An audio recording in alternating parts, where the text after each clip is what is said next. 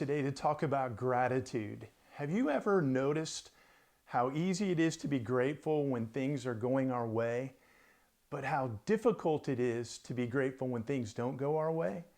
You know, when the check is in the mailbox, or the test result from the lab is negative, or when we have a tight connection at the airport and our departing gate is right next to our arriving gate, it's easy to be grateful. But what happens when things don't go our way? When the check in the mailbox bounces, or the test result from the lab reveals a terrible illness, or when we miss our connecting flight? Is there ever a time in life when we can be grateful when things don't go our way? Well, if you know anything about how God works, then you will understand the answer to that question is a resounding yes.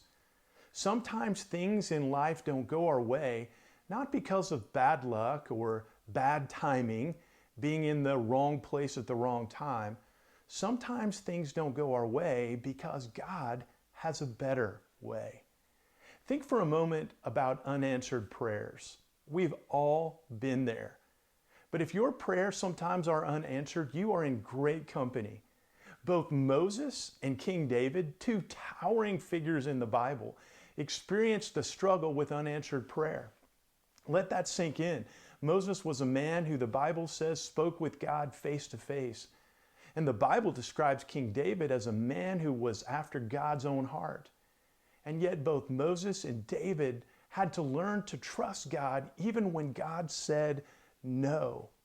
You see, they had to learn two lessons that you and I must learn. And the sooner we learn these lessons, the easier it will be not only to accept God's closed doors or unanswered prayers, but even to be grateful for them. The lessons are very simple. First, our lives don't belong to us. And second, if we always received what we wanted, our lives would never be as we expected. And there's a big reason for this, because you and I are flawed by sin. Our ability to make sense of our lives is severely limited. Only God has the perfect ability to see the beginning from the end, and only God knows what we need and when we need it. That's why He sometimes says no. And that's why you and I can actually be grateful for unanswered prayers. God is not being unkind. He is either protecting us from something that is hurtful, or He is preparing us for something that is so much better. In other words, He is protecting us from ourselves because He loves us more than we could ever imagine. I want to wish you a happy new year, and I want to thank you for tuning in to these episodes of Live and Lead in 2021. Join us again in 2022 as we begin a new year together.